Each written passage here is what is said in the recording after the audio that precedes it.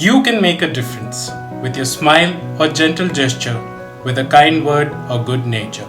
With your love or your diligence, make a difference with your patience. Speak words that will only encourage. Treat with respect people of all age. Win people with your kind attitude.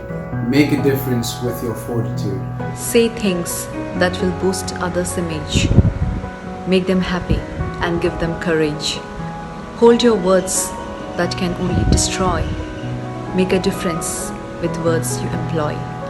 Let your deeds show that you really care, and your love be genuine and be it rare.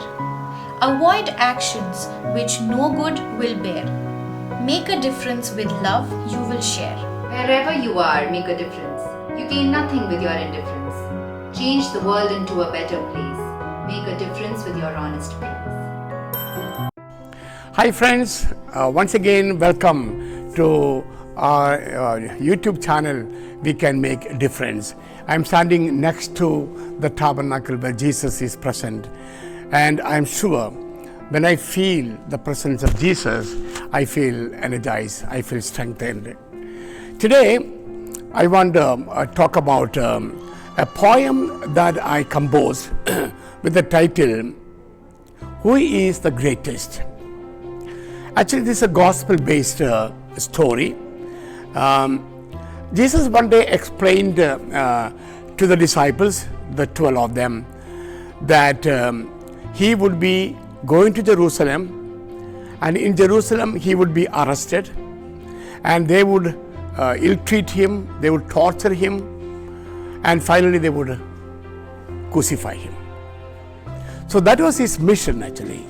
And when he came into the world, taking the form of man, Jesus knew exactly how he was going to die, how he was going to face all the trials and tribulations, how he would be carrying the cross to Calvary.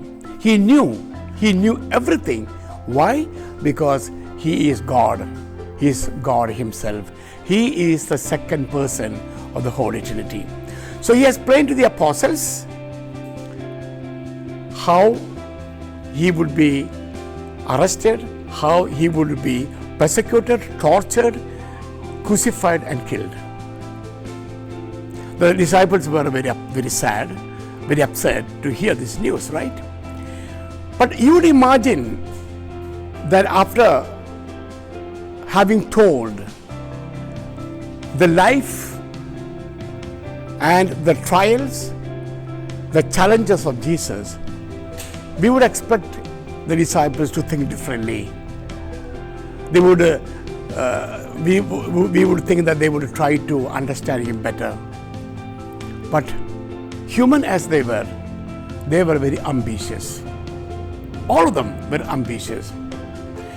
As a matter of fact, James and John, two brothers, had come to Jesus asking for a special place of power, which naturally made everybody else angry. But today, we will be shocked to hear the disciples talking about themselves. Who is the greatest? The disciples lived with Jesus. They witnessed everything that Jesus did and taught, all the miracles that they saw.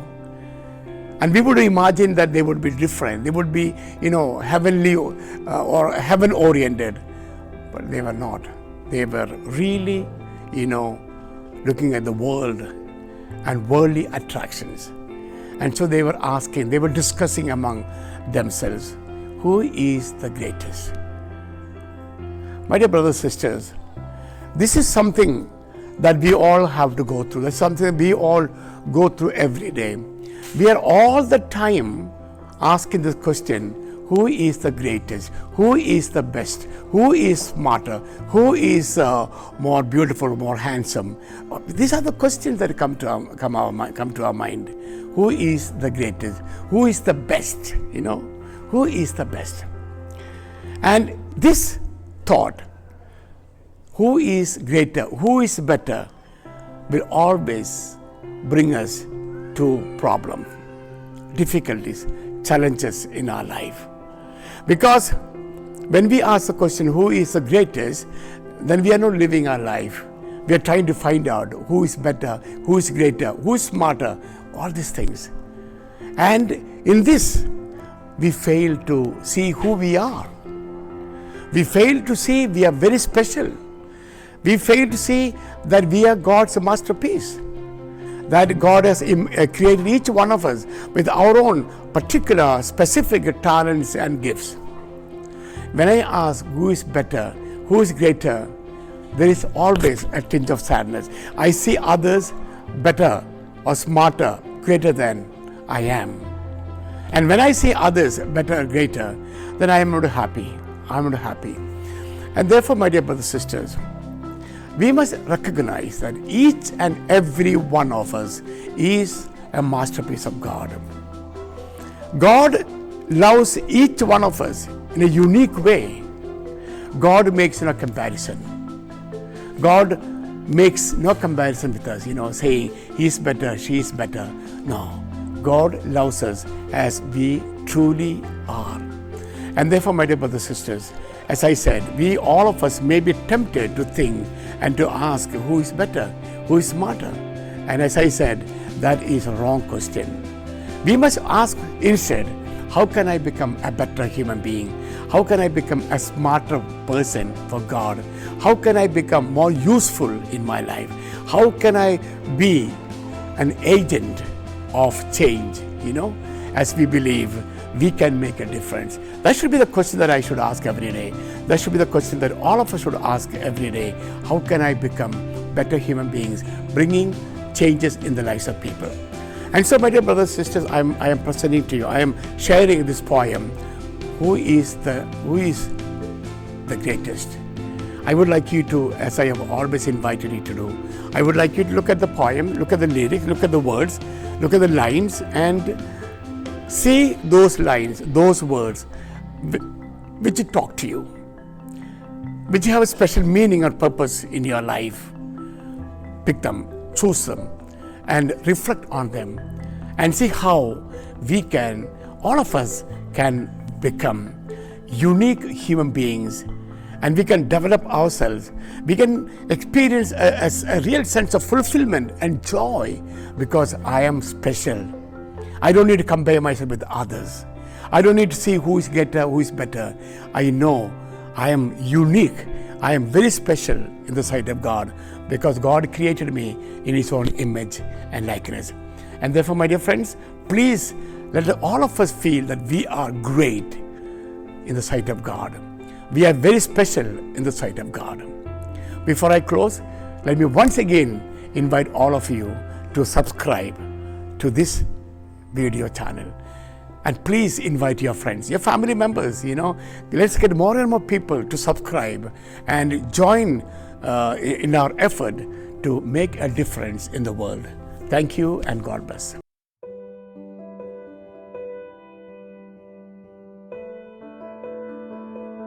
Who is the greatest? Among them there was a competition. Their hearts were troubled by their ambition.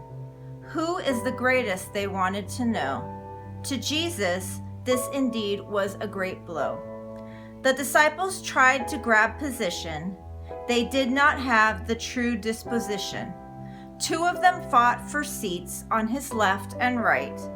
Jesus was disappointed at this sad plight.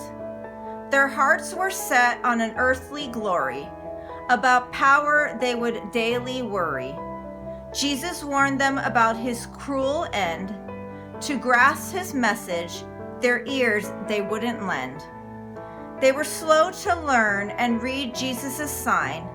From being earthly, they couldn't easily resign. He stood a child before them as the first. Jesus invited them to be the least. Jesus washed the feet of the disciples, a job that was done only by the slaves. By this he showed them servant leadership and taught the spirit of discipleship. Son of Man came into the world to serve. This example he wants all to observe. In our next life we should be the greatest. For this we're to have a spiritual thirst.